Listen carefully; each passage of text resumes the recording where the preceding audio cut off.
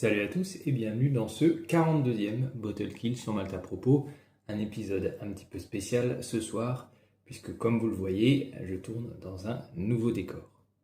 Nouveau décor, il faut le dire vite, puisque je viens de déménager, du coup je suis encore un petit peu dans les cartons, et j'ai pas eu le temps de bien potasser l'endroit où j'allais filmer et tout ce qui était arrière-plan. Excusez-moi si je tourne ce soir dans ma cuisine. Excusez-moi également du délai avec lequel je poste ce nouveau short, cette nouvelle vidéo.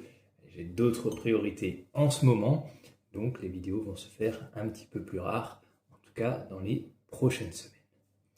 Ceci étant dit, passons tout de suite à la présentation de la bouteille que je termine ce soir. Il s'agit du Glenmorangie Triple Cask. Alors c'est un whisky de supermarché, un whisky d'entrée de gamme réduit à 40 degrés d'alcool, sans doute filtré, sans doute coloré, même si ce n'est pas mentionné sur la bouteille. Gamme de prix autour de 30-35 euros.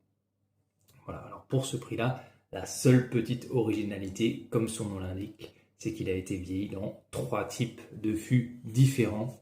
Alors des ex-fûts de Bourbon classiques, mais également des fûts vierges qui ont été un petit peu brûlés à l'intérieur, comme il est de coutume, et des fûts, et là c'est plus original, d'ex-fûts de rail, donc des fûts de chêne qui ont contenu du rail, donc du whisky de seigle.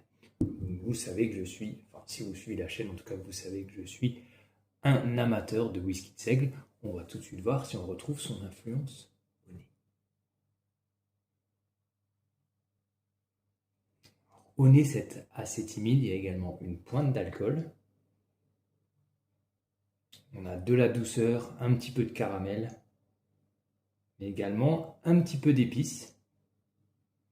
Et je crois détecter très très légèrement ce côté floral caractéristique des whiskies de seigle. Est-ce que c'est un tour de mon cerveau parce que je sais que le whisky a été vieilli dans d'ex-fûts de whisky de seigle? Allez savoir. En tout cas, un nez classique, timide, sans grandes ambitions, mais tout de même assez équilibré. Stanley.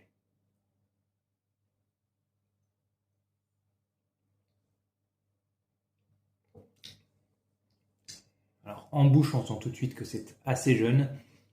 Un léger alcool, un léger côté métallique caractéristique des whiskies jeunes. Alcool pas très bien intégré donc. Mais un côté épicé sympathique. Gros défaut, la texture comme d'habitude avec des whiskies de cette gamme de prix. Pour moi, ça ne vaut pas plus qu'un 6 sur 10. Un bon whisky de tous les jours, sans plus.